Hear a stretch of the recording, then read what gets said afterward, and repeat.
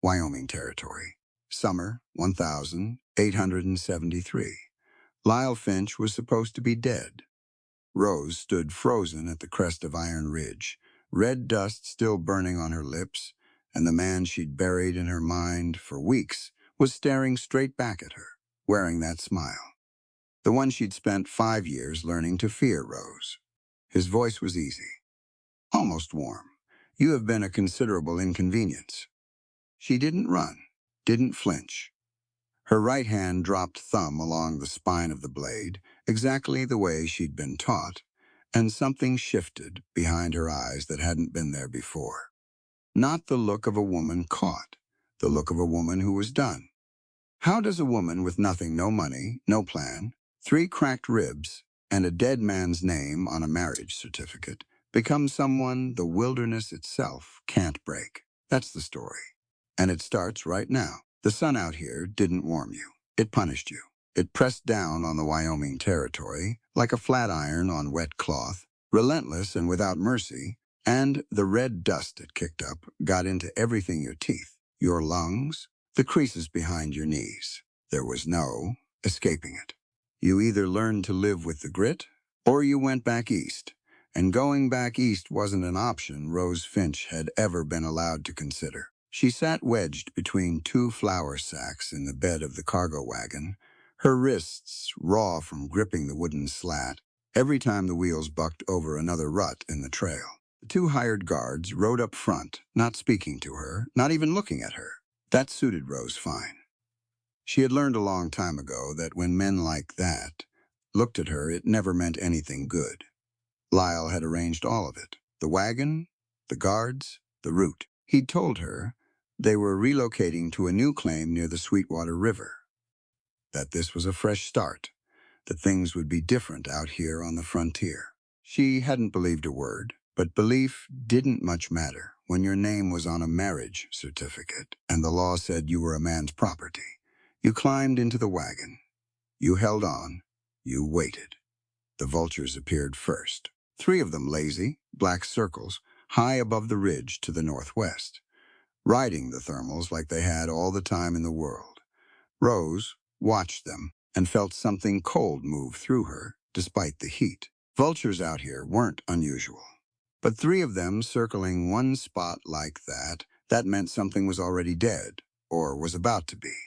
The lead guard noticed them too. He said something to the other man, low enough that she couldn't catch the words, and then he slapped the reins and pushed the horses a little faster than the trail warranted. That was the first sign something was wrong. Rose filed it away. The second sign came about 10 minutes later, in the form of silence. The insects along the trail, the crickets and the grasshoppers that had been sawing away steadily all morning, went quiet all at once. A big, sudden, total quiet. The kind the land made only when something bigger and more dangerous had moved into it. Rose sat up straight. She heard the riders before she saw them. 4 of them, coming hard out of a dry gully to the left, bandanas pulled up over their faces, rifles already out of their scabbards. The lead guard shouted something and went for his weapon, but he never cleared the holster. The crack of a rifle shot rolled across the flats, and he pitched sideways off the seat. What followed was noise and chaos, and a sensation of weightlessness that made no sense until Rose realized the wagon had left the trail entirely. The horses were panicking, screaming that high, terrible sound horses made when they were beyond anyone's control, and the wagon hit a boulder, and then it was rolling, turning, and the flour sacks were slamming into her, and the sky was where the ground should have been, and then everything stopped. She lay still for a moment in the wreckage and took inventory the way she'd taught herself to do after Lyle's worst nights. Fingers, toes, breath. A cut above her left ear, not deep. Her ribs ached badly on the right side, possibly cracked, though she'd had cracked ribs before and knew how to breathe around the pain. Her dress was torn at the shoulder. She was alive. She crawled out from under a broken wheel and stood up in the red dust. Both guards were down. The outlaws were already gone. Nothing left of them but a trail of disturbed earth leading back into the gully. Whatever they'd wanted, They'd taken it and ridden off. The horses had broken free of the traces and run. The wagon was on its side, one wheel still turning slowly in the sun. Rose stood there in the middle of the wreckage and understood with total clarity that Lyle had known this was going to happen. She thought about the route he'd chosen, the timing of it, the fact that he'd stayed back in town at the last minute on account of some vague business that needed attending. She thought about how little he'd packed for a man supposedly relocating his entire operation.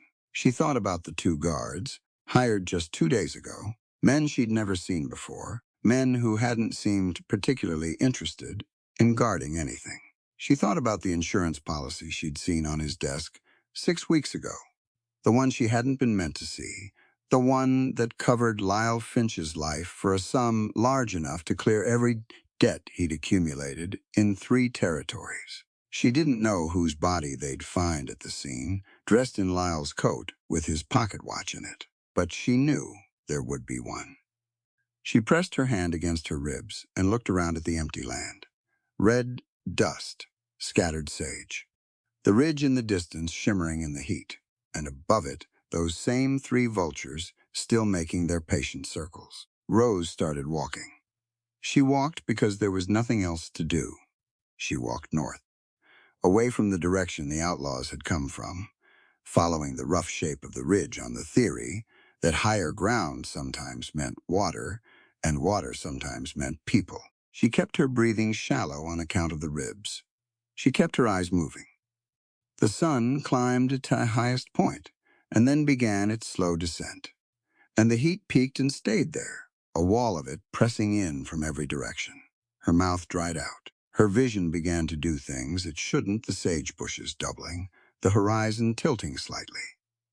She recognized it for what it was and kept walking anyway, because stopping in this kind of heat was a choice you didn't come back from. She was on her hands and knees in the dirt, though she didn't remember going down when she heard the hoofbeats. One horse, walking, not running, the sound of a rider who wasn't in a hurry and wasn't trying to be quiet. Rose got one hand under herself and managed to sit up, squinting against the light, and she saw him come over the rise.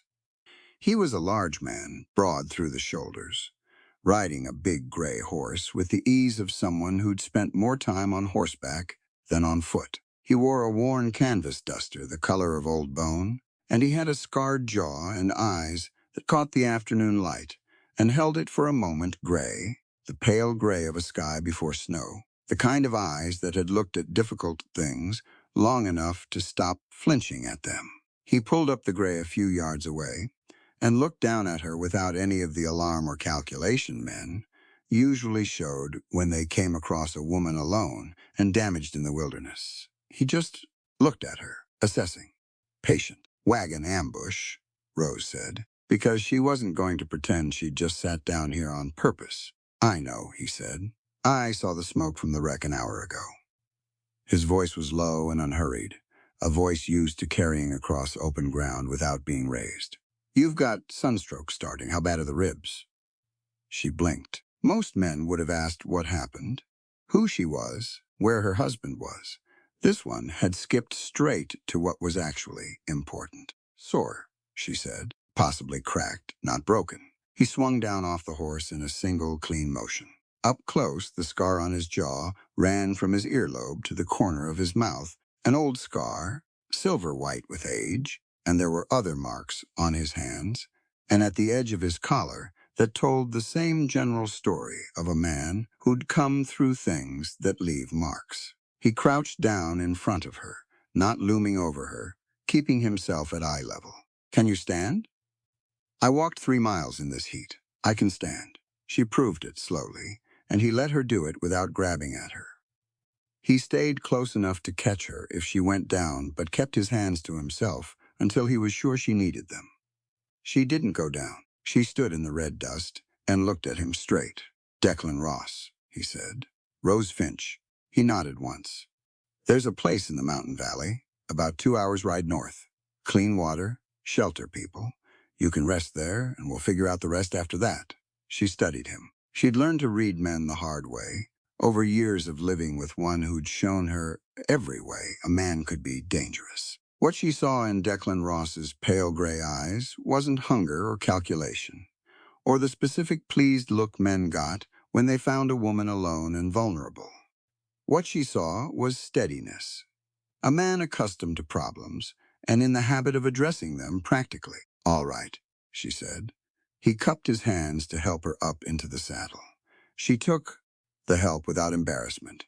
He swung up behind her, keeping space between them, and turned the gray horse north toward the mountains. Behind them, the vultures dropped lower in the sky. The red dust settled slowly back into the ruts of the ruined trail.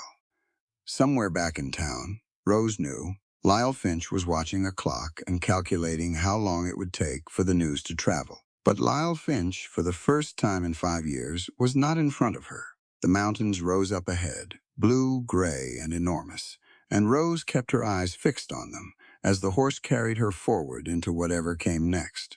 She was riding toward the unknown. She had no money, no belongings, no plan, and 3 potentially cracked ribs. She was also, for the first time in 5 years, not afraid. Rose woke up to the smell of wood smoke and something rich and savory she couldn't immediately name. She lay still for a moment the way she always did, cataloging the room, before she moved in at old habit. The ceiling above her was rough-hewn pine logs, fitted tight and chinked with clay. Morning light came through a single small window to her left, pale gold and clean. A wool blanket covered her, thick and worn soft from years of washing. Her ribs ached steadily when she breathed, but nothing had worsened overnight. She was in a bed, a real one, with a straw mattress and a proper frame, not a cot or a bedroll on the floor. She didn't remember being carried inside. She remembered the horse moving under her in the dark, the mountains getting closer, pine trees closing in on either side of a trail that seemed to appear and disappear at will. She remembered voices, lamplight, a woman's hands pressing something cool against her temple.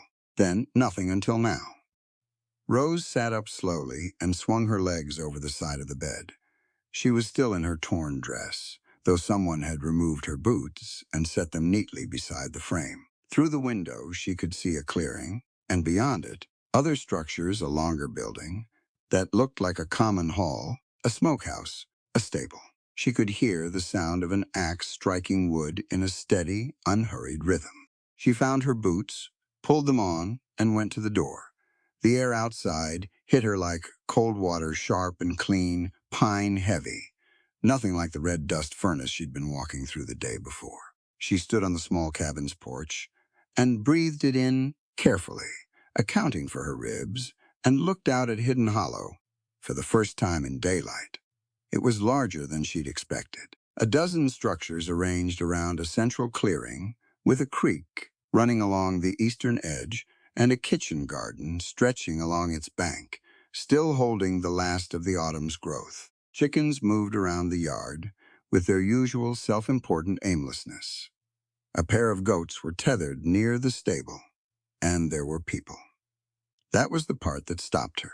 A black man with graying temples and the build of someone who had worked hard his entire life was splitting firewood on a wide stump near the far tree line. Beside him, a shorter man, brown-skinned, with a thick dark mustache, was stacking the split pieces into a cord with quick, practiced movements. They were talking while they worked, and from somewhere nearby came the sound of a woman singing in Spanish, low and melodic and easy. Rose stood on the porch and understood that she had never in her life seen anything that looked like this, and that she wasn't entirely sure what to make of it. "You're up," she turned. Declan Ross came around the side of the cabin with a tin bowl in each hand, steam rising from both of them. He'd traded his canvas duster for a heavy flannel shirt, sleeves rolled to the elbow despite the cold. And he moved across the yard without any of the self-consciousness of a man who expected to be watched or thanked. He climbed the 2 porch steps and held one of the bowls out to her. "Sit down before you fall down. You lost more fluid yesterday than you know." Rose took the bowl. It was warm through the tin and smelled of venison and root vegetables. a thick stew that her body immediately registered as something it needed urgently. She sat down on the porch step. Declan sat beside her, not too close, and they ate in silence for a minute while the sounds of the hollow moved around them. He didn't make small talk. Rose found she appreciated that. She was about halfway through the stew when she realized he was watching her without appearing to. The gray eyes were forward, fixed on the yard, but his attention was on her. She'd gotten good at reading that kind of peripheral attention over the years, though usually, when she noticed it, it preceded something bad. This didn't feel like that. It felt more like the way you watched a wild thing you'd brought in from the cold careful, to make sure it was actually going to be all right. She kept the spoon in her own hand. She'd noticed that, too, that he hadn't hovered or tried to help her eat, hadn't treated her like an invalid. He'd just handed her the bowl and let her manage it. "How bad are the ribs?" he asked, not looking at her. "Sore. Moving is uncomfortable. I'll manage. Thaddeus wants to look at them. He's the one splitting wood. He's got more medicine knowledge than most doctors I've met, and a good deal more sense." He paused. "He won't touch you without asking first." Rose looked out at the man by the woodpile. He had a healer's hands, she thought, broad and precise in their movements, deliberate about where they landed. "All right," she said. Declan nodded and went back to his stew. After a moment, she asked, "How many people live here?" 14 now, counting you." He set his empty bowl on the step beside him. "Changes sometimes. People come when they need to. Some stay, some get on their feet and move on. That's their choice to make." "Who built it?" "I found the valley. Thaddeus helped me build the first 2 structures about 4 years ago." A pause.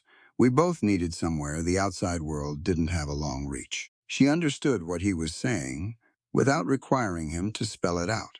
A former Union scout and an escaped slave, finding a piece of land together that the law either couldn't find or didn't bother with.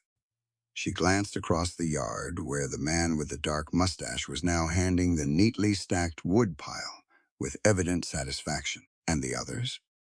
Matteo and Elena came up from the mining camps about 18 months ago. They were working forced labor for a copper operation near Broken Creek. Elena was pregnant. His voice stayed flat and informational, not dramatic about it, the voice of someone reporting facts that were bad enough on their own without embellishment. 2 more families came last spring, a widow named Clara with 3 children, and an old Chinese railroad man named Sung who couldn't work the line anymore and had nowhere to go. The law doesn't account for people like them very well, so they come here. Rose was quiet. She thought about her own piece of paper, the marriage certificate, that legally classified her as Lyle Finch's property. The law didn't account for her very well either. As if he'd read the direction of her thinking, Declan stood up and picked up both empty bowls. He looked out at the yard, where Thaddeus and Matteo had finished the woodpile and were now apparently having some disagreement about the proper way to secure the cord against weather, both of them gesturing at it with strong opinions and zero visible animosity. "Boundaries out here aren't drawn by skin color or marriage certificates, Rose," Declan said. "They're drawn by whether you're willing to pull your weight and keep the person next to you from freezing to death." He watched Thaddeus and Matteo argue amiably about the woodpile. "Winter snow doesn't care who your father was." He said it simply, the way you'd state that water ran downhill. No speech in it, no performance. Just the working philosophy of a man who'd organized his entire life around it. Rose looked at the hollow, at the smoke rising from the common hall chimney, at the chickens and the garden and the goats, at the 2 men now apparently reaching a mutually acceptable compromise about the firewood, and felt something she hadn't felt in a very long time. Safe. She felt something close to safe. Not completely. She'd been hurt enough times to know that safe was never absolute and never permanent. But close to it. Close enough to breathe around. Thaddeus came over an hour later, once the morning work was distributed and underway. He was quieter than she'd expected, for a man of his physical presence. with careful movements and eyes that took in information, without broadcasting what they made of it. He crouched down to her eye level before he said anything, same as Declan had done in the desert. And she wondered if that was something they'd learned together, or if it was just who they both happened to be. "Your ribs?" he said. "I'd like to see if anything's broken, with your permission." "What kind of healer are you?" Rose asked, not to be difficult, but because she genuinely wanted to know. He considered the question seriously. "My grandmother was a root woman in Georgia. She taught me what she knew before I was sold off the plantation at 16. I've added to it since. Herbs, wound care, bone setting, fever management." He paused. "I've set more bones than I can count and lost fewer patients than the army doctor who operated out of the fort 2 valleys east. Make of that what you will." Rose made of it that she trusted him, which surprised her a little. She wasn't accustomed to trusting people quickly. But then she'd spent 5 years with a man who'd given her very clear instruction in what distrust felt like. And Thaddeus's steadiness felt like the opposite of that. She let him examine the ribs. 2 cracked, 1 bruised. He bound them with clean linen strips and told her what to watch for. And he was brisk and practical about the whole thing and only touched what he needed to touch. When he was done, he gave her a small clay pot of something that smelled strongly of pine and wintergreen. "Rub that on the bruising morning and night. It won't heal faster, but it'll hurt less, and hurting less means you'll breathe deeper, and breathing deeper means you'll heal faster. Indirectly, it helps." "Thank you," Rose said. He nodded, as if thanks were unnecessary but not unwelcome, and went back to work. By afternoon, she had met Elena, who was small and fierce, and had a baby on her hip and opinions about everything, and who showed Rose where to find clean water, and where the outhouse was, and which of the goats would bite if you weren't watching. She had met Sung, who was 70 if he was a day, and moved with the deliberate precision of someone who had decided long ago that economy of motion was its own kind of wisdom. She had met Clara's 3 children, the youngest of whom attached herself to Rose's skirt within approximately 4 minutes, and had to be diplomatically detached. She had not met Lyle Finch. She had not met anyone who looked at her and calculated what she was worth, or what she might be bought or sold for. By evening, sitting in the warm common hall, with a plate of cornbread and beans, and the noise of 14 people going about their lives around her, Rose Finch was beginning to understand what Declan Ross had built up here in this hidden valley. Not a hideout, a community. There was a difference, and it mattered. She watched him across the room, sitting with Nadius and Mateo, deep in some quiet conversation about the south fence line, and thought about a man who had walked away from the Union Army with enough experience of the world's ugliness to know exactly what he didn't want to be part of anymore, and who had then proceeded to build the opposite of it, piece by piece, in a mountain valley nobody else had bothered to claim. She thought she understood him a little better now. Not completely, but enough to know that she was in a place where understanding was possible, and that was more than she'd had in a very long time. The nightmares came on the 3rd night, as Rose had known they would. They always waited a few days, letting her settle into false security before they returned. It had been like that for 2 years, ever since Lyle's worst stretch of violence.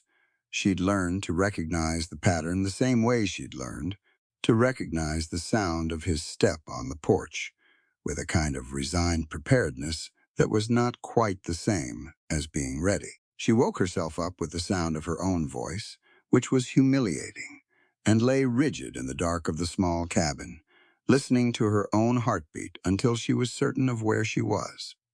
The pine ceiling, the wool blanket, the clean, cold smell of mountain air through the window gap. Hidden hollow, safe, approximately safe. She did not go back to sleep. In the morning, she sat at the common hall table with her coffee, looking out the window at a sky the color of pewter, and Declan came in and poured himself a cup and sat down across from her without asking whether she wanted company. He looked at her once. She looked back at him. He didn't say anything about the shadows under her eyes, or the stiffness in her shoulders, or the fact that she'd clearly been awake most of the night. He drank his coffee. She drank hers. After a while, he set his cup down and said, "Come outside. I want to show you something." She followed him out to the paddock where two horses were already tacked, and waiting his gray and a smaller bay mare, with a white blaze on her face and a mild, curious eye. "This is Clover," Declan said, nodding toward the bay. "She's about the most patient animal I've ever known." "Good first horse." Rose looked at the mare. The mare looked back at her with enormous calm. "I've ridden before," Rose said. "Side saddle at my parents' house when I was young. Lyle didn't permit it after we married." She said this flatly, not making it dramatic, just placing the fact where it needed to go. Declan nodded. "Then we'll start with the basics and see where you are. Riding out here is different from riding in a yard. You want a horse that'll listen to you, and you want to know how to make it listen. It's a communication." He put his hand on Clover's neck, and the mare pushed into it affectionately. "She'll tell you when you're doing it wrong. Pay attention to that." They spent the first hour working in the paddock. Declan showed her the difference between a saddle fitted properly and one that was off, because a horse in discomfort was a horse looking for ways to make you share in it. He showed her how to post a trot without gripping with her knees, which wasted energy and tired both horse and rider. He was a good teacher, precise, economical, with his corrections, letting her figure things out through repetition rather than explanation when that was the better method. By the end of the hour, Rose was managing a steady trot around the paddock with her back straight and her hands quiet. Her ribs were complaining. She didn't mention it. The next morning, Declan was waiting for her at the paddock again, with both horses tacked. This time they rode out into the lower meadow, and he pushed the lesson further: how to read terrain from horseback, how to judge footing, when to let the horse pick its own path, and when to override it. He taught her to trust her own instincts about the animal, which she discovered were better than she'd expected. On the fourth morning, he took her to a flat granite shelf on the eastern edge of the hollow and set up 3 tin cans on a fallen log. He held out a knife, handle first. Rose took it. It was a good blade, well balanced, about 8 inches long with a single edge that caught the morning light cleanly. She'd handled kitchen knives her whole life. This was different. It was designed for a different purpose, and they both knew it. "The first thing to understand about a knife," Declan said, "is that having one changes the equation. Most men who mean you harm are counting on you not having anything. The surprise alone is worth something." He moved to stand behind the log and picked up one of the tins, holding it steady. "Grip it like this thumb along the spine, not hooked around the handle. You want control, not force." She adjusted her grip. He watched her hands and nodded. "Now the goal isn't to fight. The goal is to create enough of a problem that you can get away. One good moment of surprise, then you run. Are we clear?" "Clear," she said. He walked her through the basics methodically. How to hold it close to her body, where it was harder to knock away. Where to aim if she needed to stop someone quickly. How to hide it in her boot, where it would be accessible but not visible. He was matter-of-fact about all of it. The same tone he used to explain how to read a horse's ear position or estimate the weather from cloud formations. Practical information for a practical world. After the knife, he picked up the Colt .45 from the rock where he'd laid it and turned to face her. Rose had seen plenty of guns. She'd also had one used to threaten her. The sight of it in Declan's hand didn't frighten her, but she'd noticed that her body still registered it, still tightened slightly at the sight of the weapon. Old information she was working on updating. He checked the cylinder, showed her how to do it, and then handed it to her. It was heavy, heavier than she'd expected, though she wasn't sure what she'd expected.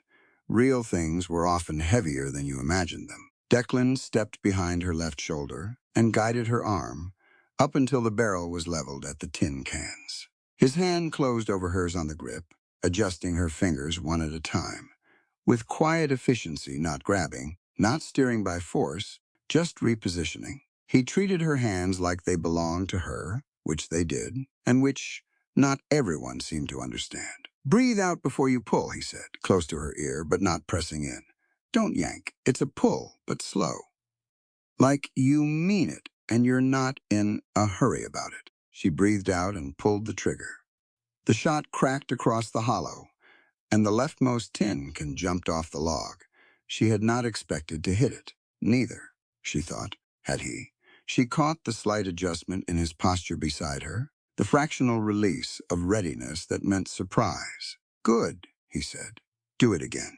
She did it again. She missed the second but grazed the third, which was close enough to satisfy her. She fired until the cylinder was empty, and then stood there with the gun in her hand, and the smell of gunpowder mixing with pine and cold air, and something was happening in her that she didn't have immediate words for. Declan stepped around to face her. He reached out and took the Colt from her hand, and as he did, his pale gray eyes met hers, and held them with the directness she'd come to recognize as simply how he communicated no deflection, no performance, just the thing itself. "Your body and your life belong to you, Rose," he said. "No man, husband, or king has the right to lay a hand on you without your consent." He said it clearly, not passionately, not as a speech. He said it the way. He said everything practical, as if it were a fact so obvious that stating it shouldn't be necessary. And he was stating it anyway, because apparently the world required it to be said out loud. Rose held his gaze. 5 years of being told the opposite. Told it through words and through actions and through the specific language of a closed door and a raised hand. And here was a man standing in the thin mountain air saying simply that those 5 years had been wrong. All of it. Wrong. She didn't cry. She hadn't cried since the first year with Lyle, when she'd learned that crying didn't change anything and only left her with a headache. But something in her chest shifted, like a weight that had been fixed in place for so long she'd forgotten it was there until it moved. "I know that," she said. "I know you know it," Declan said. "Sometimes it helps to hear it from someone else." He reloaded the Colt and handed it back to her. They stayed on the granite shelf for another hour. Rose's aim improved steadily, which didn't surprise her. She'd always been good at learning physical things when the person teaching her had the patience to let her. Declan had infinite patience. He corrected without frustration and praised without excess, and treated every improvement as the natural result of practice rather than something remarkable about her. Over the next week, the morning lessons continued. Horseback one day, knife work another, shooting the next, then back to horses with new complexity added. Declan taught her to read a trail, what a set of tracks told you about how fast something had been moving, and how long ago, which broken branches meant a large animal passing through, and which meant a man. He taught her to build a fire in wet condition, and to find water by watching where the birds went at dawn. The nightmares didn't stop, but they came a little less frequently, and on the mornings after the worst ones, Rose found that going straight to the paddock and putting Clover through her paces for an hour before breakfast did something for her that she couldn't entirely explain. It organized something that the night had scrambled, reset some internal instrument that needed to be calibrated back to the present. Thaddeus noticed. He didn't comment on it directly, just started timing his morning coffee so that it was fresh and ready when she came back from the paddock on those particular mornings. She didn't say anything about it. He didn't either. That was its own kind of language. Elena was less subtle. She caught Rose coming back from the shooting shelf one afternoon and fell into step beside her with the baby balanced expertly on one hip. "He is teaching you well," Elena said, with a tone that contained some opinion about Declan Ross that Rose couldn't quite decode. "He's a good teacher," Rose said carefully. "He is." Elena shifted the baby to her other hip and looked sideways at Rose. "He taught me to read. Did you know that? When we first came here, me and Mateo both. He spent an hour each evening for 6 months until we had it well enough to manage." She paused. "He doesn't think about whether to help people. He just does. Like breathing. It doesn't occur to him not to. Rose thought about that for the rest of the afternoon. She watched Declan at supper, the way he listened when Sung spoke, the unhurried attention he gave to things other people might consider minor, the brief, serious conference he had with Clara's oldest boy, who had apparently gotten himself into some dispute with the younger children that needed careful mediation. He handled it without making the boy feel small, which seemed to her like a skill not everyone bothered to develop. She was starting to see the shape of who he was. Not completely. There were depths in those gray eyes she hadn't touched yet, things he hadn't told her, history she could see the edges of without being able to see the thing itself. The scars on his hands, the way he occasionally went very still and far away for a moment before returning to the present. The fact that he slept light, she knew this because she heard him moving around the hollow. Before dawn on the mornings, she couldn't sleep herself. He was damaged too, in his own ways, by his own things. He'd just had longer to learn to carry it. Rose stood up straight on the granite shelf each morning, her shoulders back, her feet planted, and fired at the tin cans until her arm was steady and her eye was sure. She learned to sit Clover at a canter without gripping, trusting her own balance. She learned where to put the boot knife so it would be there when she needed it. She was learning, slowly and deliberately, to take up the space that was hers by right, to occupy her own life like someone who intended to stay in it. She was beginning to understand, the most important thing she had ever learned to do. The trunk came up from the wagon wreckage on a Tuesday, 3 weeks after Rose had arrived at Hidden Hollow. Mateo and Sung had gone back down the mountain trail with the mule to salvage what they could from the site before winter made the lower pass impassable. They'd found the trunk wedged under the collapsed axle, battered but structurally sound a good trunk, ironwood framed with brass fittings, one of the few things from her former life that Rose had insisted on bringing. Lyle had let her have it without argument, which she now understood was because he'd already known the wagon wasn't going to reach its destination. It arrived at her cabin door in the late afternoon. Mateo set it down without ceremony and told her the rest of what they'd found: some canned goods, a coil of rope, 2 intact lanterns, and then went back to his own work. Rose stood looking at the trunk for a while before she opened it. Most of what was inside was ordinary. 2 good dresses, a winter shawl, a hairbrush with a bone handle, the small Bible her mother had pressed into her hands on her wedding day, which Rose had not opened since. She went through the folded clothes methodically, setting things aside, taking inventory.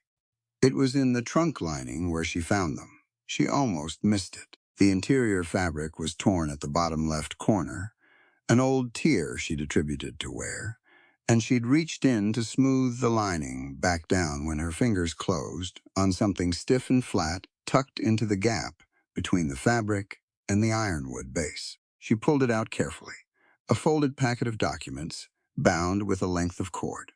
She sat down on the edge of the bed and opened them. The first was a ledger page, a list of names in Lyle's tight, precise handwriting, with numbers beside each one. Dollar amounts, she realized. Large ones. Beside several names were the words delivered or pending, and beside others, locations she recognized as mining camps and railroad depots along the territory. She read it twice, and then a third time, because the first reading didn't fully land, and the second one did, and the third one confirmed it. These were people. The names were people. The numbers were what Lyle had charged to deliver them. She set that page down carefully and looked at the next one. A land deed, fraudulent on its face. She could see where the notary stamp had been cut from another document and pasted onto this one, the edges slightly misaligned. Then another page in a different hand, from someone whose name she didn't recognize, referring to the merchandise and a pickup date and a sum of money that would clear Lyle's debts to 2 separate banking houses. She read through all of it. It took a long time. Her hands didn't shake, which surprised her, though perhaps it shouldn't have. She'd been living with the knowledge that Lyle was monstrous. These documents simply showed her the precise dimensions of the monster. Human trafficking. Land fraud on a scale that would have taken years and considerable organization to accomplish. A network of people who'd helped him do it. Names referenced obliquely in letters she found folded between the ledger pages. A sheriff, a banker, a man referred to only as the colonel, who seemed to be the primary buyer for whatever Lyle was moving through the territory. She sat on the bed with the documents spread around her and thought about the woman she'd been when she first married Lyle Finch. 20 years old, her family bankrupt, her father presenting the marriage as the only solution available to a girl in her position. She'd known Lyle was hard. She'd thought she could manage hard. She had not known the scale of what she was walking into. Outside, the hollow was going about its evening, the smell of supper from the common hall, Sung's low, steady voice telling one of Clara's children, something in his careful, accented English. Small sounds of a working community, settling into the end of its day. Rose sat in the middle of it all and felt the specific vertigo of realizing that the life you've been surviving was worse, in concrete, measurable ways, than you'd previously understood. She gathered the documents into a neat stack, retied the cord, and went to find Declan. He was at the fence line on the north edge of the hollow, checking the posts before dark. She walked out to him through the dry grass, and he turned when he heard her coming and read her face immediately, the way he'd gotten good at doing. "What happened?" he said. She held out the packet. He took it, looked at her once more, and opened it. She watched him read. He went through it slowly, the way he did everything completely, without rushing. His jaw tightened at the ledger page, and didn't release. By the time he got to the letter referencing the colonel, his eyes had gone very still. The particular stillness of someone filing information away in a place where it would be used later. He tied the cord back and held the packet out to her. She took it. "I knew he was cruel," Rose said.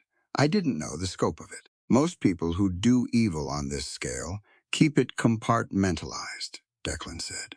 "Makes it easier to live with themselves and harder for anyone else to see the whole picture."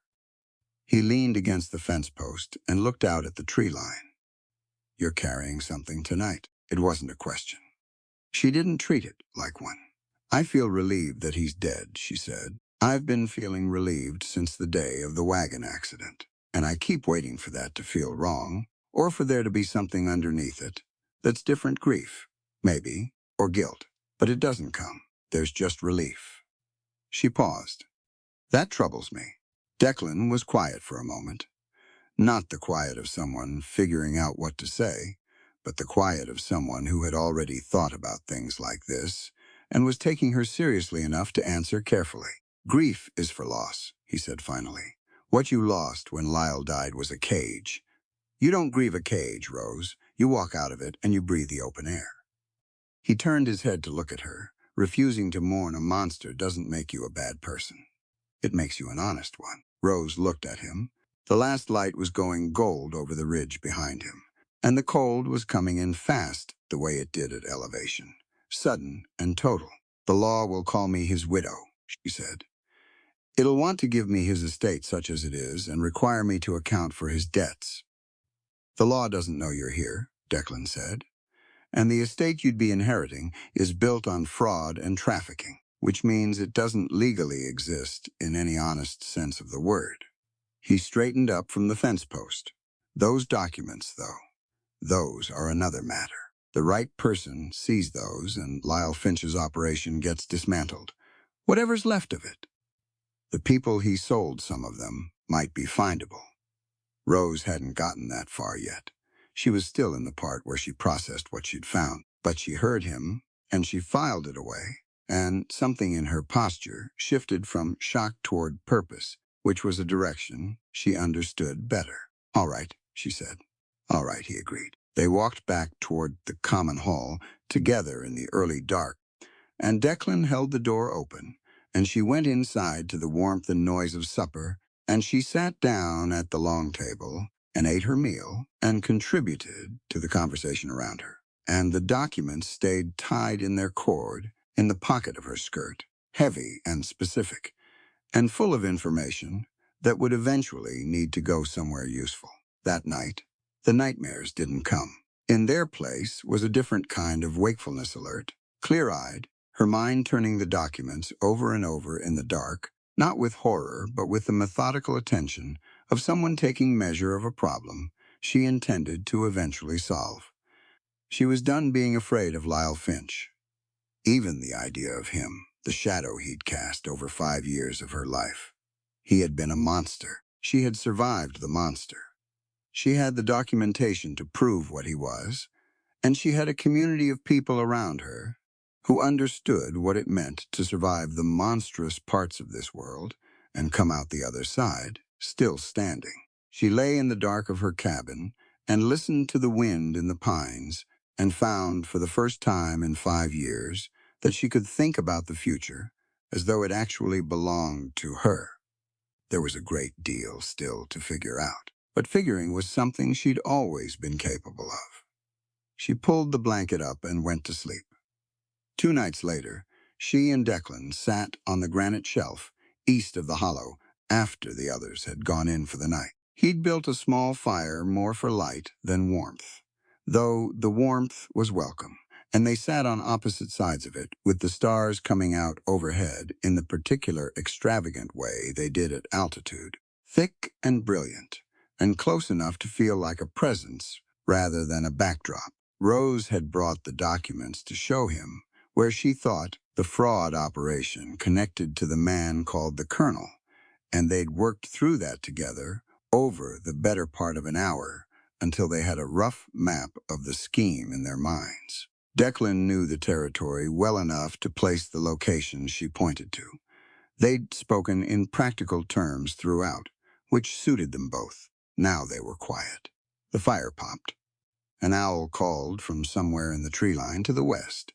"Can I ask you something?" Rose said. "Yes, the army. Why did you leave?"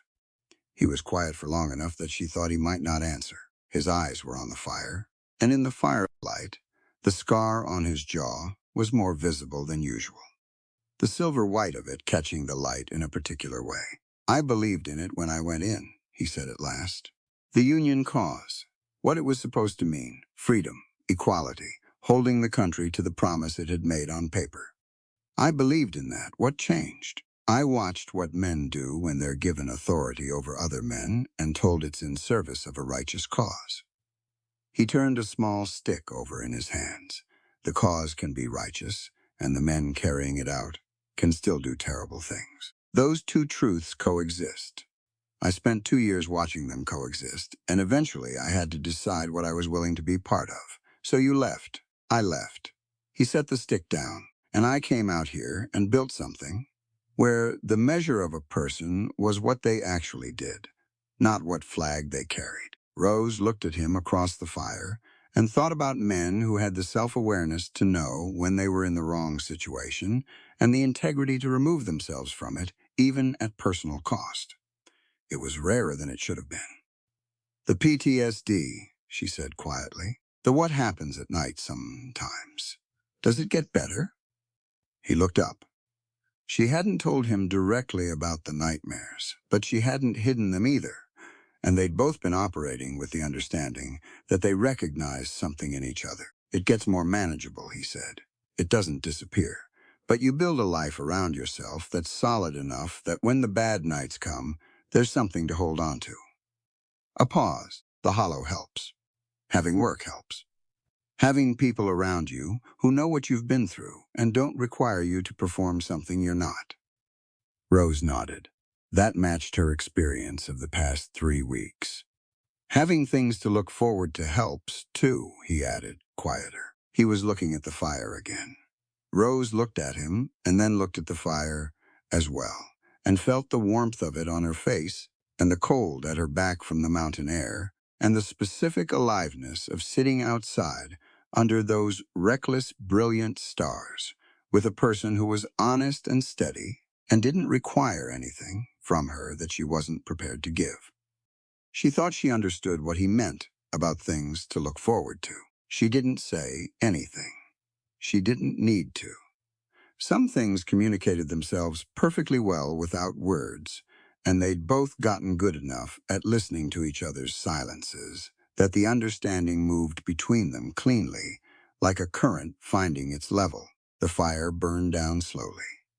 They sat beside it until the chill made staying out impractical, and then they walked back to the hollow together in the dark. The blizzard arrived onto Thursday, without much warning, the way the worst ones did. There had been signs. If you knew what to read, the pressure dropping through Wednesday afternoon, the horses restless in the stable, Thaddeus's shoulder giving him trouble, which he said reliably preceded bad weather, by about 12 hours, and had never been wrong in the 4 years. Declan had known him. By Wednesday evening, the hollow was battened down. Extra firewood stacked on every porch. Animals brought in. The common hall stocked with enough food for a week. By Thursday morning, the world outside was white and howling and entirely gone. The snow came horizontally, driven by a wind with enough force to send it under doors and through the smallest gap in a window frame. The temperature had dropped 30 degrees overnight. Visibility from any window was about 6 feet before the white swallowed everything.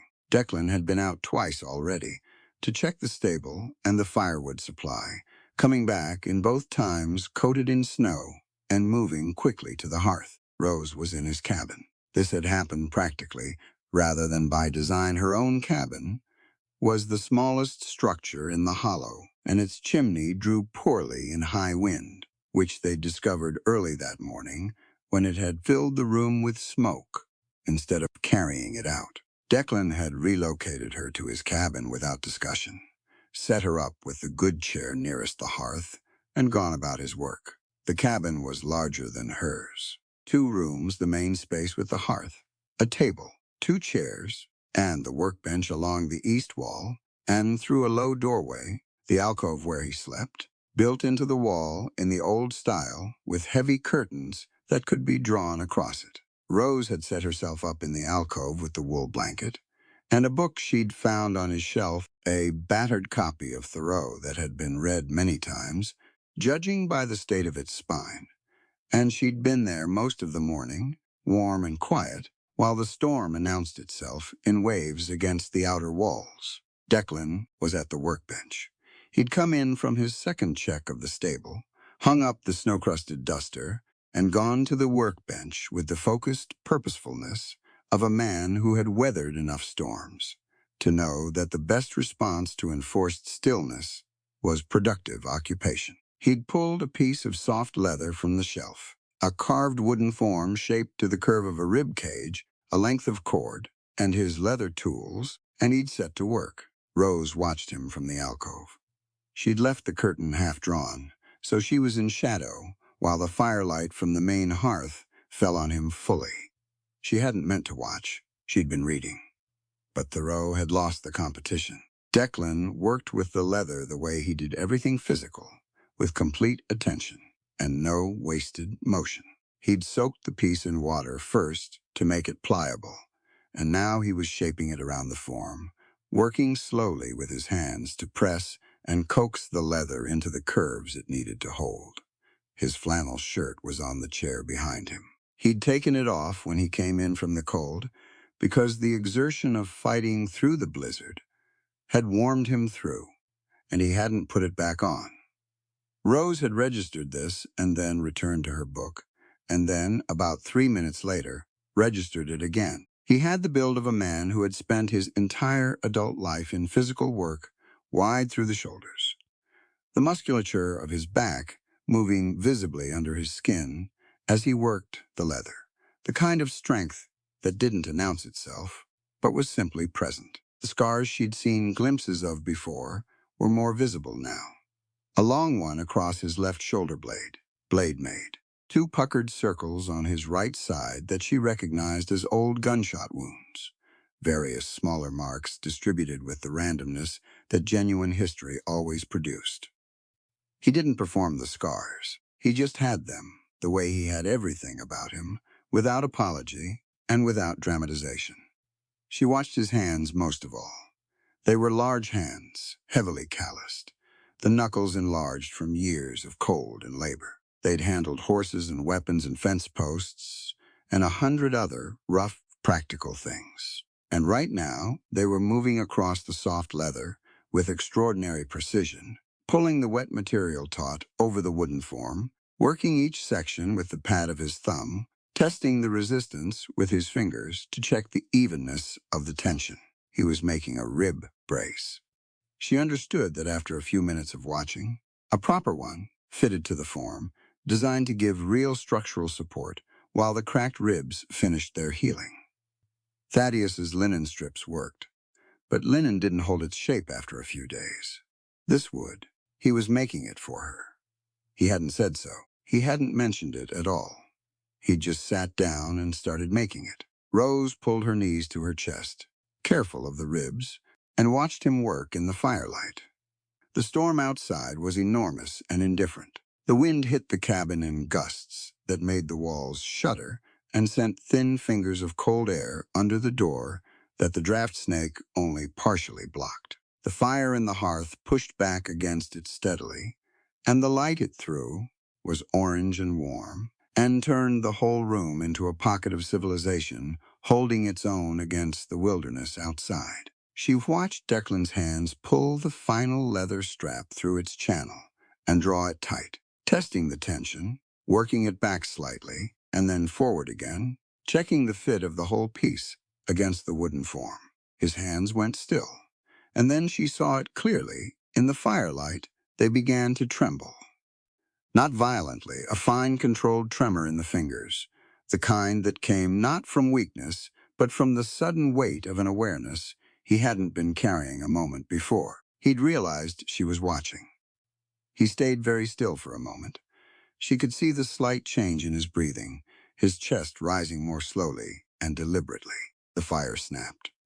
Outside, the blizzard announced another gust, and the cabin walls answered it.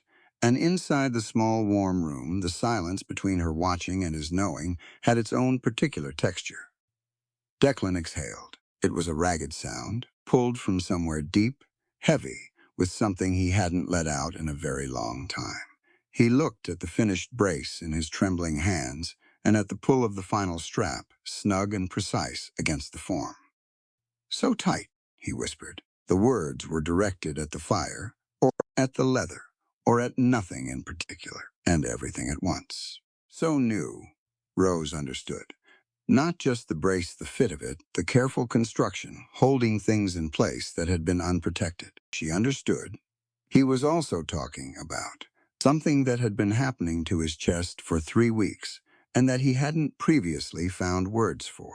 A man who had organized his life around protecting others, and had been very careful for a very long time to not let anything work its way back in the other direction. She pushed the curtain aside and stepped out of the alcove. He heard her and turned, and for a moment they simply looked at each other across the small room, the firelight between them. The storm outside, the brace in his hands still warm from the shaping. Rose crossed the room and stood in front of him. She reached out and took the brace from his hands, examining it. The leather was smooth and perfectly shaped, the straps even, the fit precise. Whoever wore this would be held together exactly as much as they needed to be held, and no more. "It's beautifully made," she said.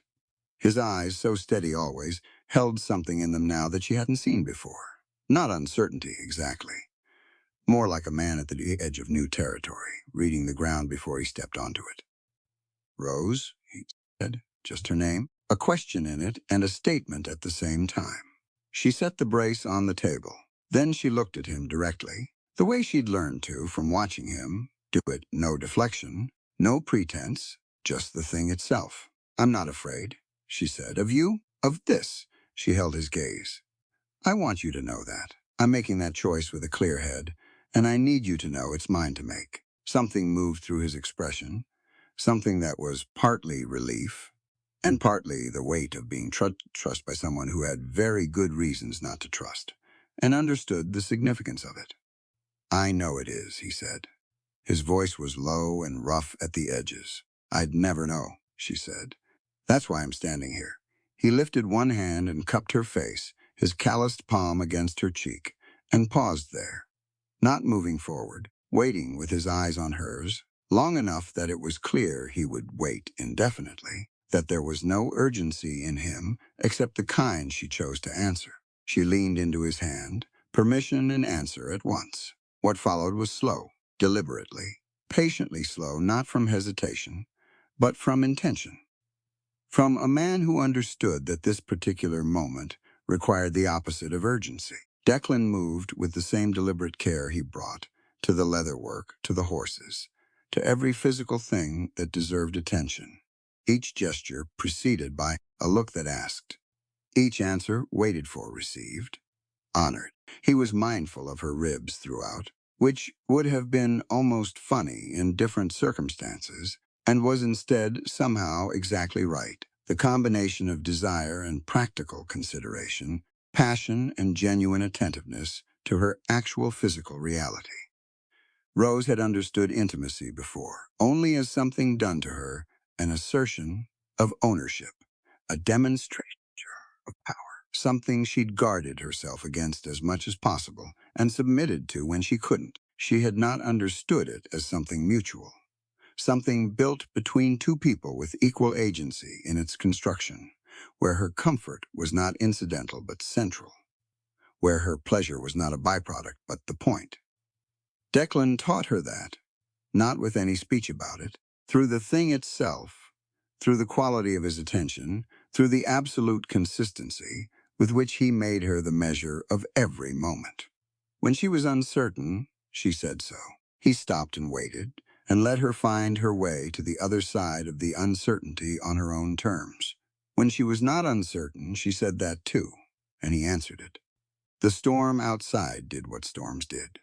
The fire held its ground. The cabin was warm and close, and full of the smell of pine and leather, and the specific warmth of two people who had both been hurt by the world in different ways, finding each other in the middle of it, and deciding, deliberately and clearly, to be careful with each other. Afterward, Rose lay with her back against his chest, both of them tucked under the heavy blanket, the fire burning low, the blizzard still pressing against the outer walls. His arm was around her, loose enough that she could move freely, and she was aware of how precisely calibrated that was present, without confining, warm without closing. She was thinking about what had changed and what hadn't. She was the same person she'd been that morning. She was also, without question, different in some way. She didn't yet have the language for. Not fixed, she didn't believe in fixed, didn't believe that one good thing undid 5 years of damage as neatly as that. But shifted, oriented differently, maybe, aimed at something she hadn't been able to see clearly before. Declan, she said. Thank you for the brace. A pause, then a sound that might have been a quiet laugh low in his chest. You're welcome. Outside, the blizzard peaked and began, very slowly, to ease. Inside the cabin, the fire settled into coals. Rose listened to his breathing, slow and steady as he drifted towards sleep, and she stayed awake a while longer, watching the last of the firelight move on the pine ceiling. She thought about what Declan had said weeks ago on the porch, watching Thaddeus and Matteo argue about firewood, about boundaries drawn not by what you'd been born into, but by what you were willing to do for the person standing next to you, about what you owed each other when the snow came.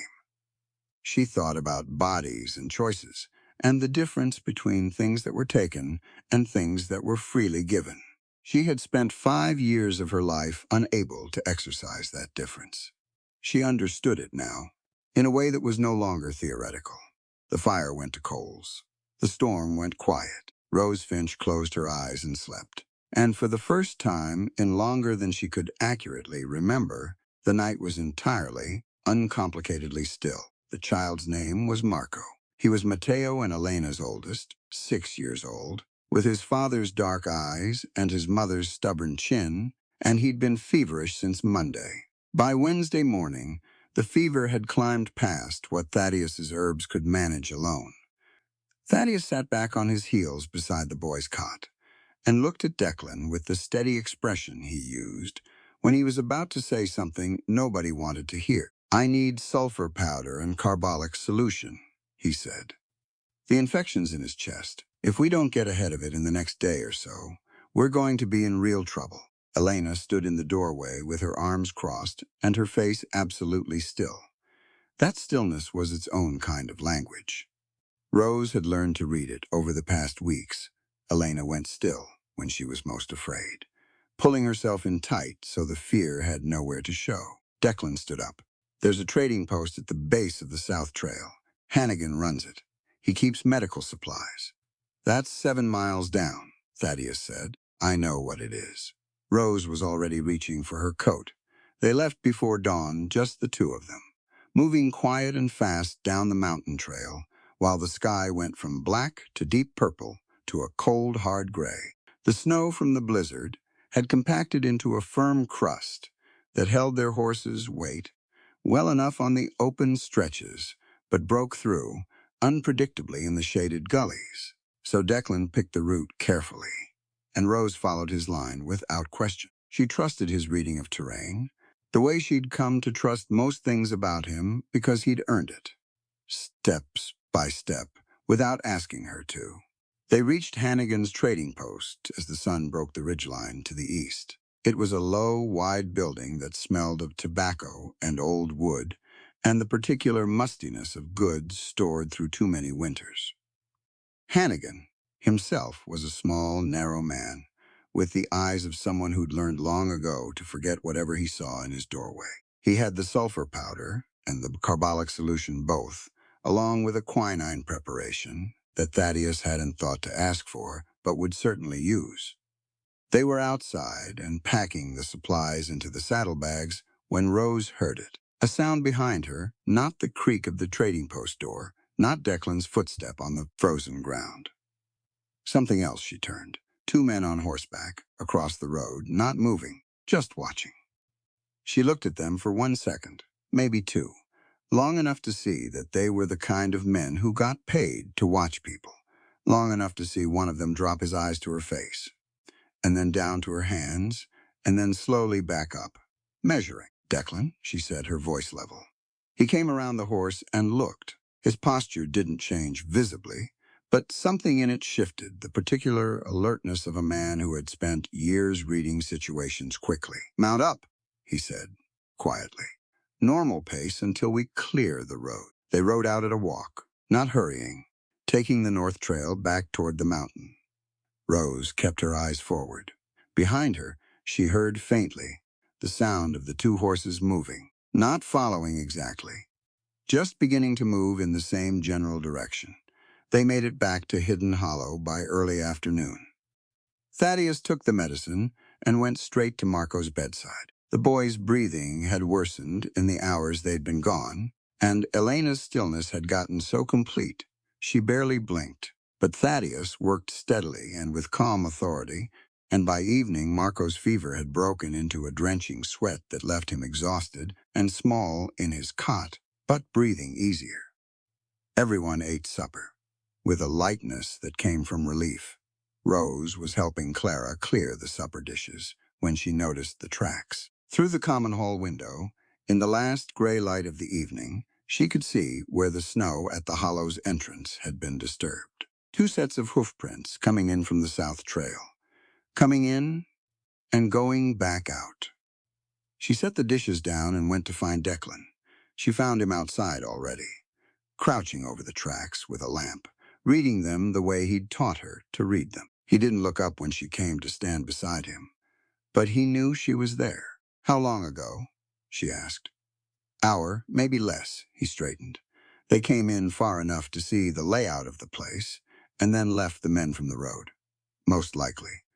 They stood in the cold dark and looked at the tracks, and the tracks said everything.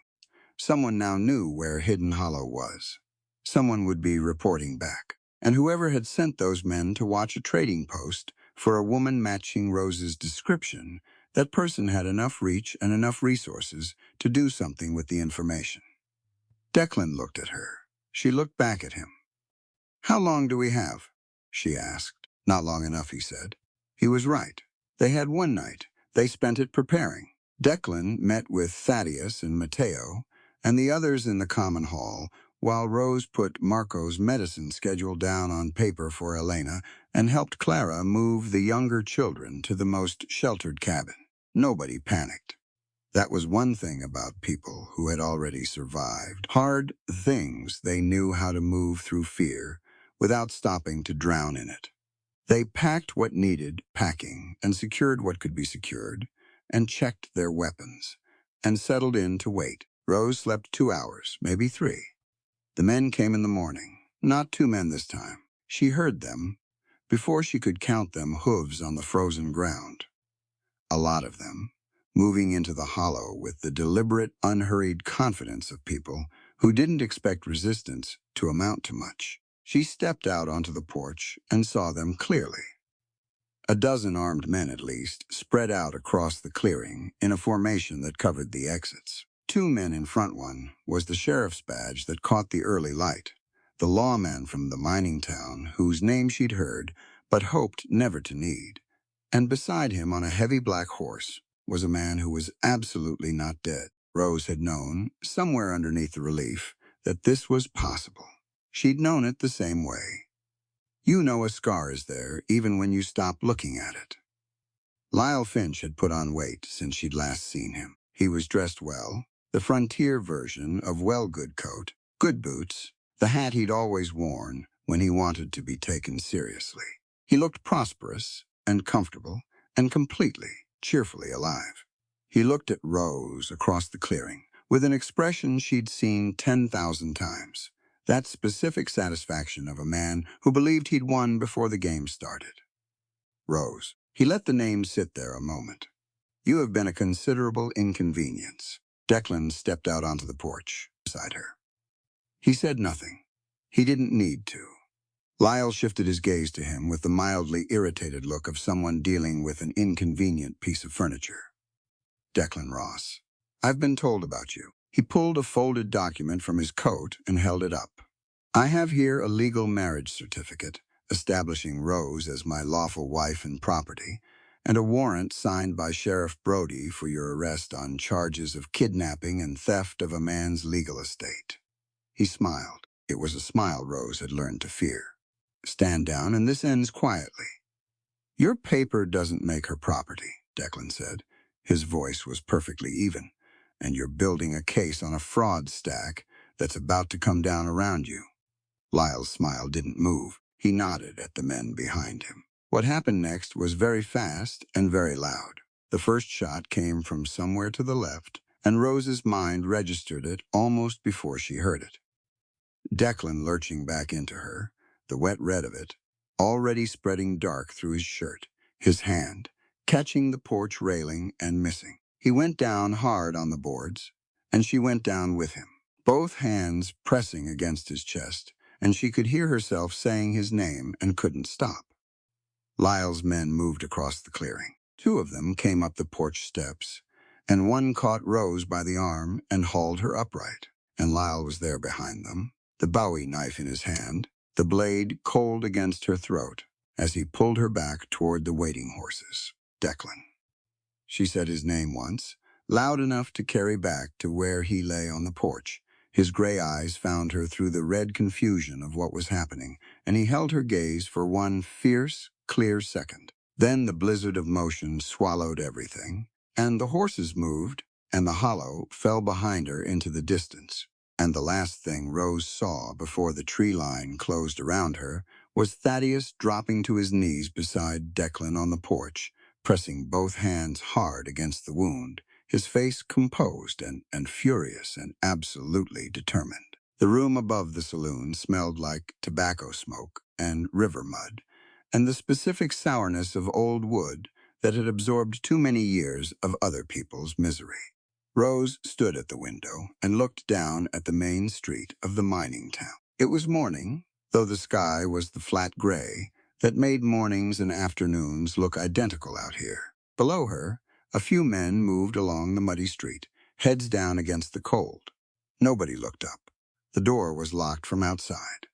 The window latch was simple, but 2 stories up with no ledge to speak of. The window was more aspiration than exit. She'd assessed both within the first 10 minutes of being put in here. Old habit. She'd been assessing rooms ever since she understood that leaving them might someday depend on knowing them well. Lyle came in at midday. He came in the way he always had, without knocking, because knocking acknowledged that the person inside had some right to the space, and Lyle had never believed she did. He took off his hat and set it on the small table and looked at her with that same proprietary calm. "You've been busy," he said, "running around the mountains with a failed soldier. Learning to shoot, I'm told." He made a small sound that wasn't quite a laugh. "That's charming, Rose. It really is." She stood with her back to the window and kept her face still. She'd learned a long time ago that showing him anything was just handing him a tool. "A mine owner is coming through in 3 days," Lyle said pleasantly, like a man discussing a business arrangement, which was exactly what he believed he was doing. "He's been looking for a wife with some education and a decent face. You qualify on both counts. He'll clear my debt to the Broken Creek banking house, and we'll all call it a good day's work." He tilted his head. "You don't have to make this uglier than it needs to be." Rose looked at him for a moment. She thought about Declan on the porch and the red spreading through his shirt, and Thaddeus's hands moving with purpose. She thought about what Thaddeus had once said about losing fewer patients than the army doctor. She chose to believe that. She had to, she thought. About what Declan had put in her boot 3 weeks ago on the granite shelf.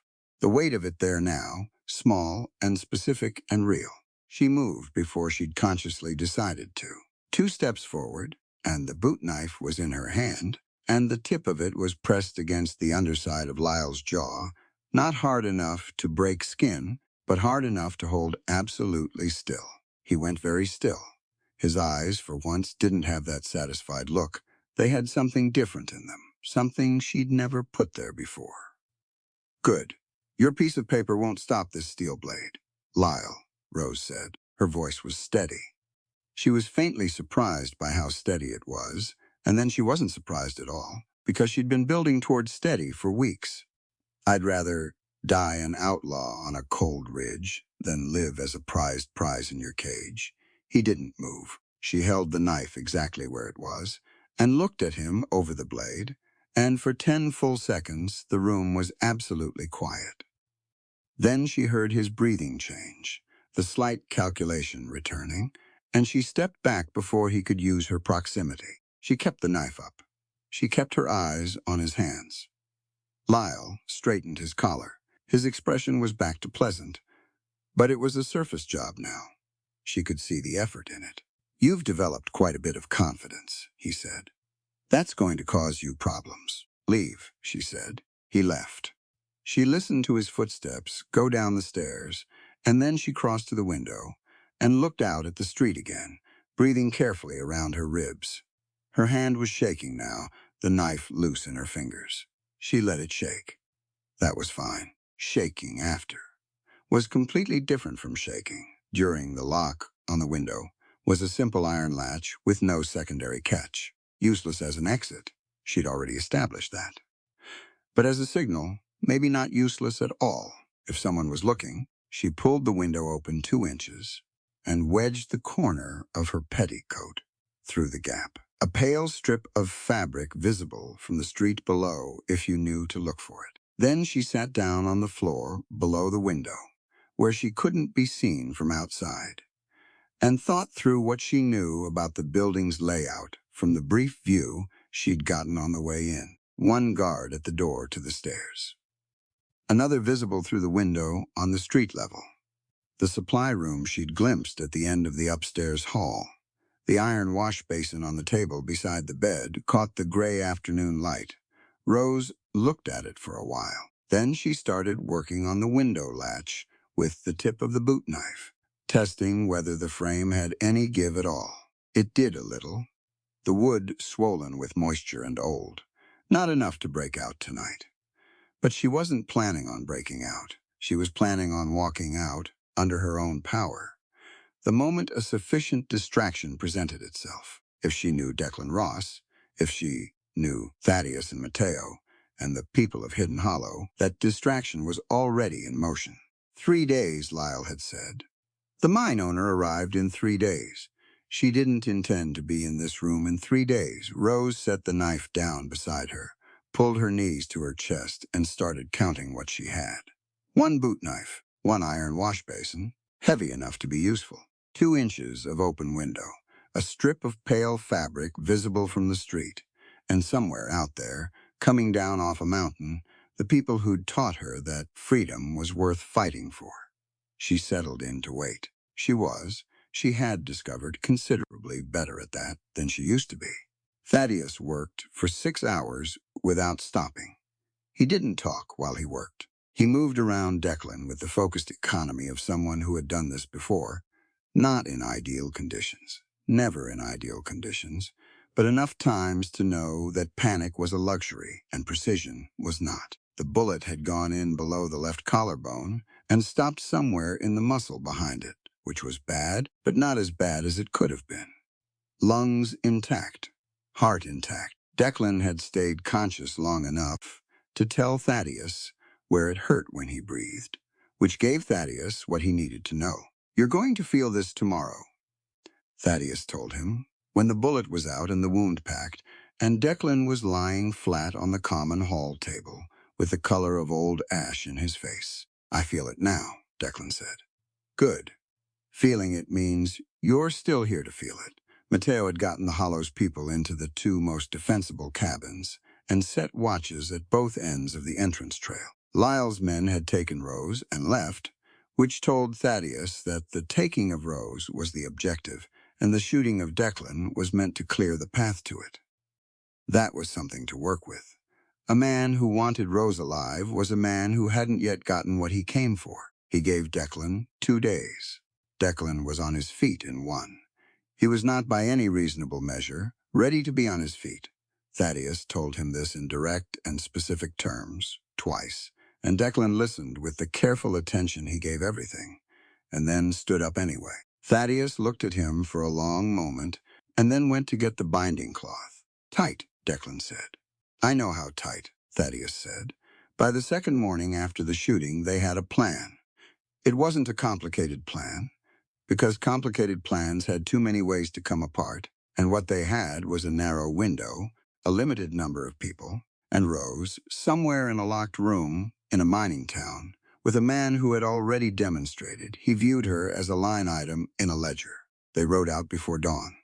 Declan and Thaddeus and Mateo, plus 2 men from the Hollow who had their own reasons for not caring much about the law's opinion of what they were doing. The cold was severe. The trail down was icy in patches, and Declan felt the jarring of it in his chest with every bad step the gray took, and said nothing about it. He thought about Rose on the way down. He thought about her standing on that porch, with Lyle's knife at her throat, and still looking back at him, not with helplessness, but with intention, like she was filing information away, like she was already thinking about what came next. That was the thing about Rose Finch. She was always already thinking about what came next. They reached the edge of the mining town as the sky went from black to the dark blue of very early morning. Declan pulled up in the tree line and looked at the main street. The saloon was the largest building on the right side of the road. 2nd-floor windows, 2 of them facing the street. One of them had a pale strip of fabric wedged in the gap. He exhaled slowly, and the pain in his chest was there, and he noted it and moved past it. She was in that room. She was signaling. She was waiting and planning and not sitting still. "Signals in the left window," he said. Thaddeus had already seen it. "Guard at the street level, one we can see, probably one at the stairs inside." Mateo looked at the saloon and then at Declan. "There is a supply entrance at the back. I saw it when we rode past the depot last month." Declan looked at him. "I notice exits," Mateo said simply. "Old habit." They split into 2 groups without much discussion. Mateo and one of the other men went around the south end of the block to come in through the back. Thaddeus stayed with Declan and the horses at the edge of the tree line. The remaining man worked his way to the far end of the street. Then they waited. Inside the saloon, Rose had been awake since 3 in the morning. She'd spent the night doing what she could with what she had, which was the knife the wash basin, and a careful study of the sounds the building made, the creak of the stairs, the pattern of the guard's movements outside her door, the particular silence that settled over the street in the last hour before dawn. She'd memorized all of it. She heard the back door of the building open at the ground level. One sound, then quiet, then footsteps on the back stairs, slow and careful, different cadence from the guard she'd been tracking. She picked up the wash basin and moved to stand beside the door. The guard in the hallway heard it too. She heard him shift, heard his boots turn toward the back stairs. 2 steps. 3. He was moving away from her door. Rose was through her window and onto the narrow exterior ledge before she'd fully talked herself into it. The ledge was about 4 inches wide, and the drop below was 15 feet onto frozen mud, which would solve exactly nothing. She moved sideways along it, pressing flat against the outer wall, her boots finding purchase on the icy wood. Her ribs screamed. She moved anyway. The corner of the building had a drain pipe, old iron, bolted into the wall with brackets she was praying held. She grabbed it, tested it once, and went down hand over hand in the gray pre-dawn dark. She hit the ground, and her knees took the shock, and she was already moving, pulling the boot knife, heading for the alley mouth. Behind her, she heard the guard shout from inside, then glass breaking. Then, from the saloon's upper hall, the specific crash of a heavy iron wash basin connecting with something it shouldn't have, Mateo's work, or the man with him, creating the distraction she'd planned to create herself. She was already in the alley.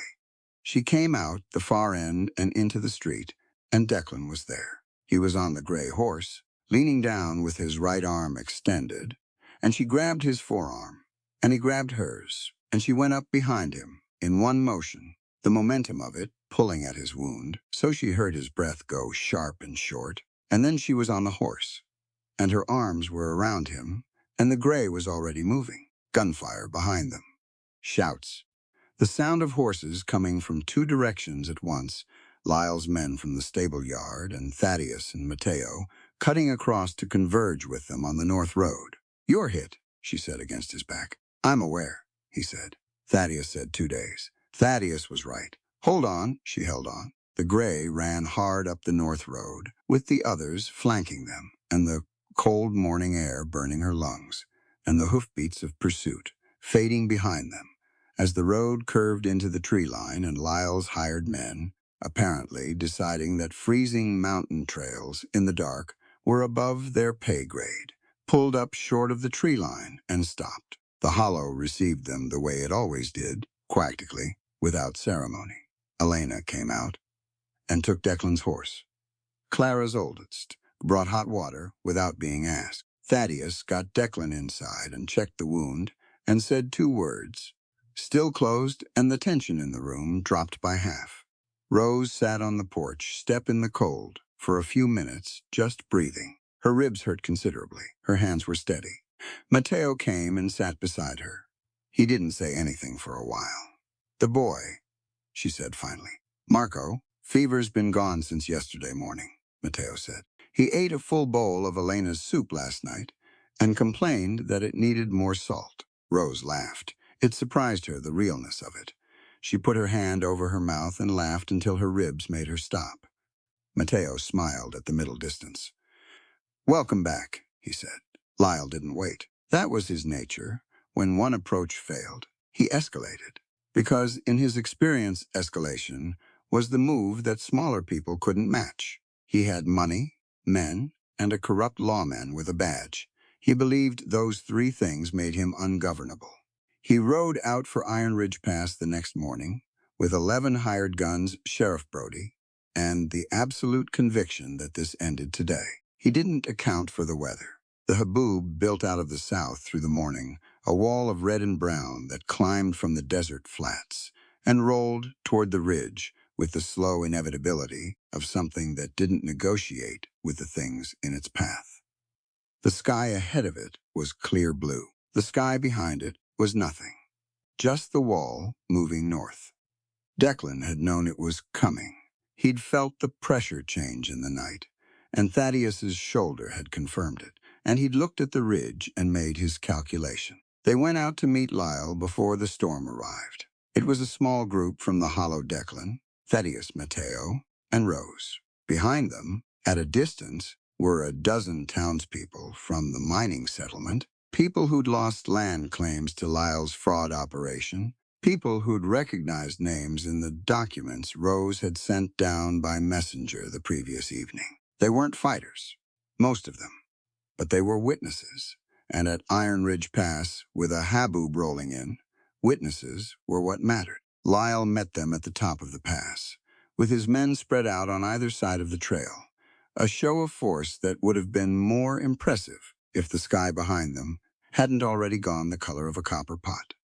"You don't quit," Lyle said. He was looking at Declan with genuine irritation now. The satisfied calm was wearing thin. "That's your problem, Ross.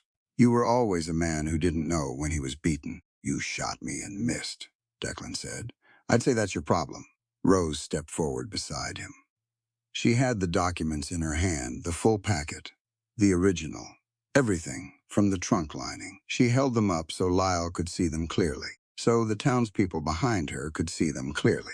"Land fraud across 4 territories," she said. "Names, dates, amounts. Every claim you filed against miners and homesteaders in this valley for the past 3 years." She held up the ledger page. "And this you're counting. The people you moved through the territory, what you charged and to whom." She'd pitched her voice to carry.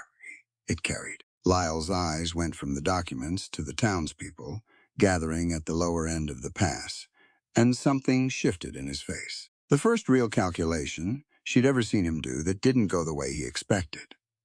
Sheriff Brody glanced at the crowd and then at Lyle. The mercenaries were looking at the sky. The haboob was close enough now to taste the metallic grit of it. Already in the air, the wind picking up hard from the south. "Those documents are fraudulent," Lyle said, loud enough for the crowd. "Fabricated by a runaway wife, trying to protect a man who—" "3 families here can name the land you filed false claims against," Declan said. "We've got the original deed filings for comparison. You want to have that conversation in open air? With witnesses, we can do that." Lyle looked at Brody. Brody looked at the crowd. The mercenaries were looking at the wall of red dust that was now close enough to block the southern horizon entirely. The leading edge of it hit the pass, and the wind went from strong to savage in about 10 seconds, carrying grit that stung exposed skin and turned visibility from a 1/4 mile to 10 feet in the time it took to blink. The hired guns broke first. It wasn't dramatic, they just turned their horses and rode, because they were paid men in a paid situation, and the calculation had changed. And there is a particular freedom in having no personal stake in a fight. One went, then 3, then the rest, disappearing into the brown, howling dark of the storm. Brody looked at Lyle once and rode west without a word. Lyle stood alone at the crest of Iron Ridge, with the haboob swallowing the world around him. His horse was dancing sideways, terrified by the sound and the grit, and Lyle was fighting it, and losing ground toward the western edge of the pass, where the trail dropped off into the sheer face of the ridge. "Lyle." Rose's voice cut through the wind. "Get off the edge." He looked at her. For a moment, through the swirling red, she could see his face clearly, the fury in it, and underneath the fury, something that might have been the first honest fear she'd ever seen him experience. "Come down from there," she said, not with hatred, just with the plain fact of it. "Come down and face what you've done." He jerked the horse's reins hard to the left. The horse, already terrified, threw its head and shied to the right. Lyle's weight shifted wrong. She saw it happen the moment his balance went past the point of return. And then the red dust closed over the edge of the ridge, and there was nothing left to see. The haboob raged for 40 minutes. When it passed in the air, went still, and red-brown settled over the ridge like a layer of rust, they found the horse 200 yards down the slope, shaken but standing. Of Lyle Finch, on the sheer face of Iron Ridge, there was nothing to find. The townspeople stood at the edge and looked down into the deep red quiet below. Rose stood beside Declan, His left arm was across her shoulders, loose and warm. She felt the careful way he was breathing and pressed in slightly so he could use her as ballast without having to ask. "It's done," she said.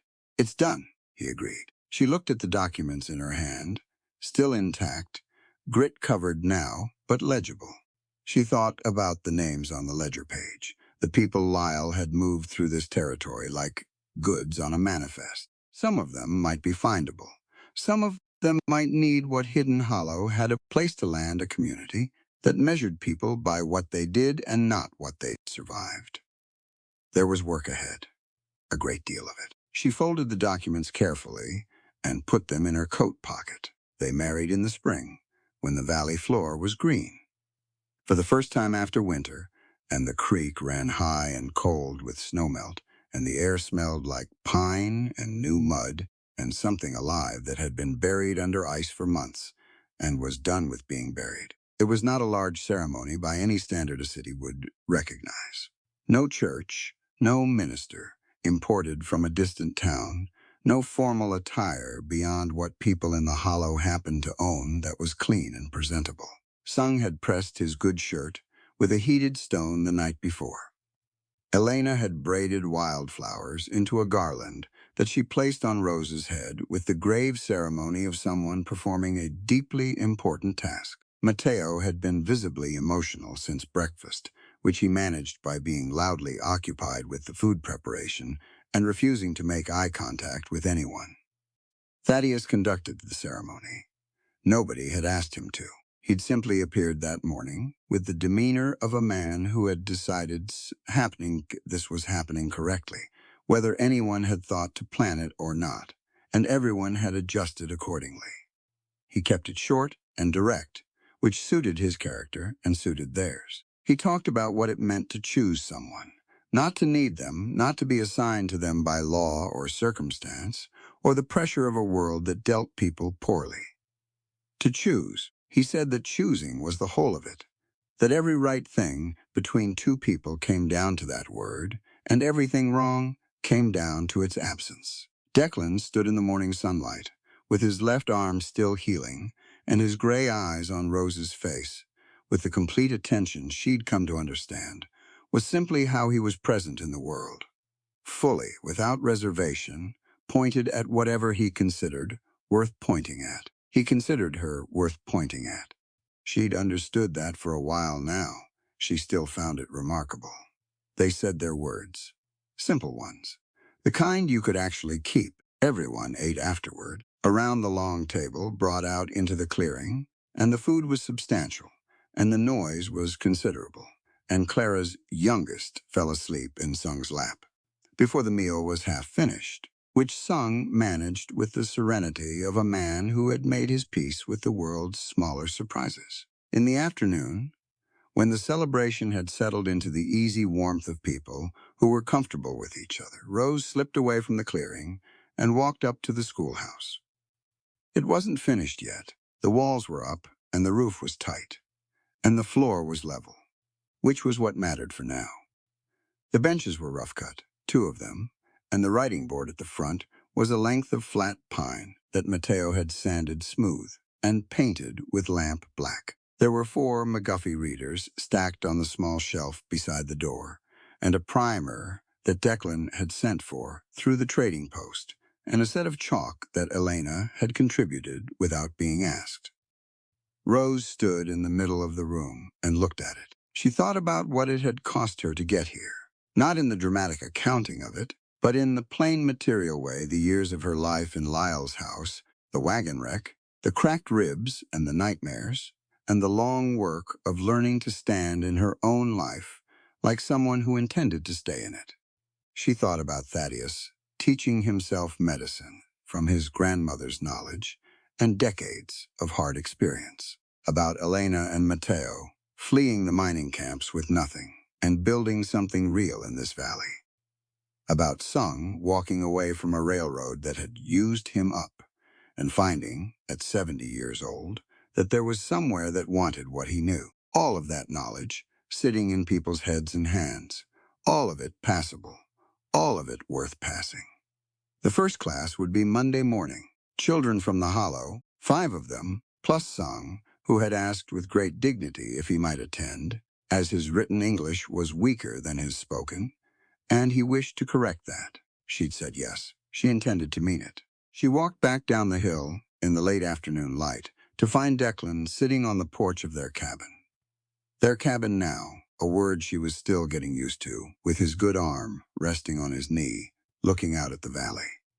She sat beside him. He shifted slightly to make room without taking his eyes off the view, and she leaned into his shoulder and looked out at the same thing he was looking at. Freedom River, the name they'd given the creek that ran along the eastern edge of the hollow, catching the last of the sunlight and throwing it back in pieces. The garden along its bank, the smoke from the common hall, the mountain above it all, blue-gray and enormous and completely indifferent, in the way that wild things are indifferent, which is not unkind, just honest about what it is. Declan put his arm around her. She felt him breathe. "You were up at the schoolhouse," he said, making sure it was ready. "It's ready," a pause. "You've been ready." She thought about that. She thought about what ready meant for a woman who had spent years being told she wasn't capable of deciding anything, and what it meant to be standing on the other side of that, now with a community around her, and a room full of McGuffey readers, and a man beside her who had taught her to shoot and the gun back to herself. Declan looked out at the river. The light was going gold over the ridge. He spoke quietly, not performing it, just putting it where it needed to go. "Freedom isn't a life without storms, Rose," he said. "Freedom is having the right to choose who you stand beside, and knowing your dignity can never be bought or stolen." She looked at his profile in the last light, the scar on his jaw, the gray eyes that had seen hard things and come through them without going hard themselves, which was its own kind of extraordinary. "I know," she said. Below them, the hollow moved through its evening, Sung's voice drifting up from the common hall. Elena's baby, making the loud opinions known that babies make. Mateo and Thaddeus almost certainly disagreeing about something practical, and not unpleasantly. Clara's children running the last of the day's energy out of themselves in the clearing. 14 people, then 20. And the number would grow. People who had been told by the world that they didn't count, that they were property or burden or inconvenience, that the law's accounting of their worth was the only accounting that mattered. People who had found a valley where a different kind of accounting was in practice, and who were finding out, slowly and specifically, that they were capable of more than what they'd been permitted to become. Rose Finch, Rose Ross now, though she thought she might keep both, because names were information, and she wanted people to know where she'd been and where she'd arrived, looked out at Freedom River, and felt the weight of the work ahead without flinching from it. It was good work. It was hers to do. She leaned her head against her husband's shoulder and watched the river catch the last of the light, and the valley settled into evening around them, and the mountains held it all in their enormous, patient hands. There's a moment near the end of Rose Finch's story that I keep coming back to. She's sitting on a porch in a hidden mountain valley, leaning against the shoulder of a man who taught her to shoot and then handed the gun back to her. The river is catching the last of the sunlight. The community around her is alive with noise and argument and children running themselves ragged in the clearing. And Rose, this woman who arrived at that valley with cracked ribs, no money, no plan, and 5 years of damage she was still learning to name, is not afraid. Not because the danger is gone, not because the world has gotten any kinder, but because something fundamental has shifted in how she occupies her own life. That's the thing this story is really about. Not the outlaws or the blizzard or the man who wouldn't stay dead. Those are the engine. The story is about what happens when someone who has been told repeatedly, systematically, through words and silence and closed doors and raised hands, that they do not have the right to take up space, finally decides that they do. Rose doesn't become fearless. She becomes functional in spite of fear. There's a difference, and it matters. The nightmares don't stop. The damage doesn't disappear overnight. What changes is that she builds something around herself solid enough that when the bad nights come, there's something to hold on to. A community, a skill, a clear-eyed understanding of her own worth that no piece of paper and no man's signature can revoke. And I think that's the real frontier this story is mapping. Not Wyoming territory. The interior kind. The one every person who has ever been made to feel small has to navigate on their own terms, in their own time, with whatever tools they can find or build or learn. Hidden Hollow works as a place in this story because of what it represents: a community that measures people not by what they were born into, not by what they survived, not by the law's accounting of their worth, but by what they're willing to do for the person standing next to them. Declan says it plainly: the snow doesn't care who your father was. That's not sentiment. That's a working philosophy, tested against real winters and real violence and real human need. It holds up because people chose to make it hold up every single day through the ordinary work of showing up for each other. Thaddeus, with his grandmother's medicine knowledge, teaching himself everything else because the world wouldn't teach him. Elena and Mateo, who fled forced labor with nothing and built something real. Sung, at 70 years old, walking away from a railroad that used him up and finding to his evident satisfaction that there was still somewhere that wanted what he knew. Clara's children, growing up in a valley where the first thing they learned was that their dignity was not negotiable. And Rose, standing in a half-finished schoolhouse on her wedding day, looking at 4 McGuffey readers and a pine board painted with lamp black, thinking about all the knowledge sitting in people's heads and hands that was worth passing on. That image gets me every time, because that's what survival looks like when it goes all the way. Not just getting out, not just getting even. Building something that makes it less likely the next person has to go through what you went through, turning the damage into a door of freedom. Declan tells her near the end, isn't a life without storm. It's having the right to choose who you stand beside, and knowing your dignity can never be bought or stolen. He says it quietly, not as a speech, the way he says everything that matters like a fact, so obvious it shouldn't need stating, stated anyway because the world apparently requires it said out loud. This story is a work of fiction. All characters, events, and locations are products of the imagination and are not intended to represent any real persons or historical events. Viewer discretion is advised. This narrative contains depictions of domestic abuse, violence, and trauma handled with care but present throughout.